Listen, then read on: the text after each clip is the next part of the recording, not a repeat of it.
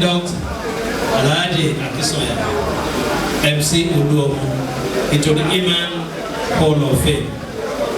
Congratulations. May Allah subhanahu wa ta'ala continue to lift you and support you and shield all your enemies. Anything you bless will be blessed. Anything you touch will turn to gold. And God will continue to preserve and protect you.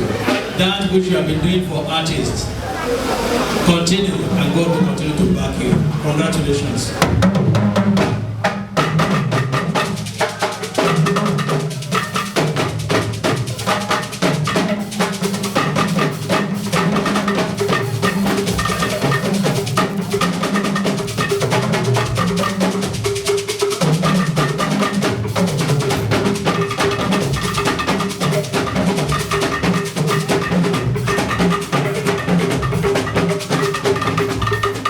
Inú mi dùn pẹ̀lú àwọ̀dù tó fún mi lẹ́nu because wọ́n ní ẹni tí àwọ̀dù tọ́ sí náà lọ fún ẹ ti understand this.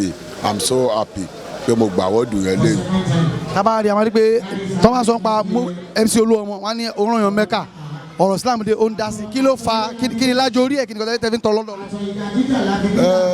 Ìdùnnú lèmi máa ń wá tí bá ń ràn yàn lọ sí hajj àbí mo ràn yàn lọ sí mora mo fẹ́yàn náà ní Jerusalem mo believe pé oore ọ̀fẹ́ Ọlọ́run ọba Elédùmarè ni mo fi ń gbà.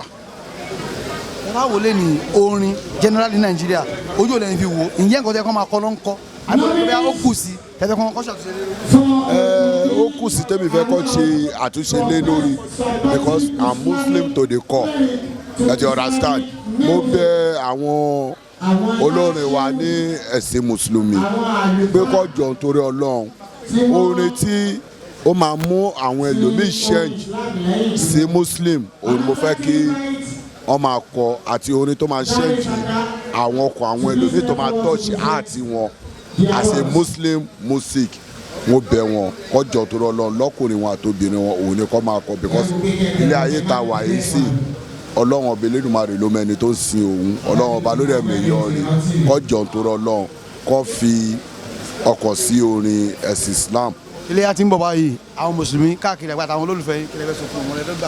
In the whole world mo àti àwọn tí ó wà ní Saudi lọ́wọ́lọ́wọ́ sí tó lọ ṣe hajj mo fi àsìkò yìí bẹ̀ Ọlọ́run ọba àti àwa tá wà nílé tá a lọ sí hajj náà pé ká ṣe ọ̀pọ̀lọpọ̀ ọdún ní ayé kí ọ̀bẹ má ṣẹlẹ̀ ní agbọ́rọ̀ Ọlọ́run ká ṣe èyí tó dùn ọdún lọ ní ọdọọdún kí Ọlọ́run ọba Elédùmarè má fi kó pa wá tọ́lọ́run bá tiẹ̀ fẹ́ sọ wípé ó yá ká dàgbà ká dògbò ká ń fúró ká fèrè jòbì ká má ti bá kékeré èwe ká má bá lọ. Mo fi àsìkò yìí sọ fún Alhaji àtàlájà àtàwọn tí ò lọ hajj àtàwọn tí ò di ajá pé ọbẹ̀ ò ní sílẹ̀ ibi tó máa ti rí owó láti fi pa ẹran Ọlọ́run ọba Elédùmarè àtàrí aláàánú sí wọn lágbọ́rọ̀ Ọlọ́run lọ́la wàláwùlá wàlákùwátá ìlà bìlà ìlàsì. Thank you very much. God bless you all. Mama, oyi mama, oyi mama, oyi mama.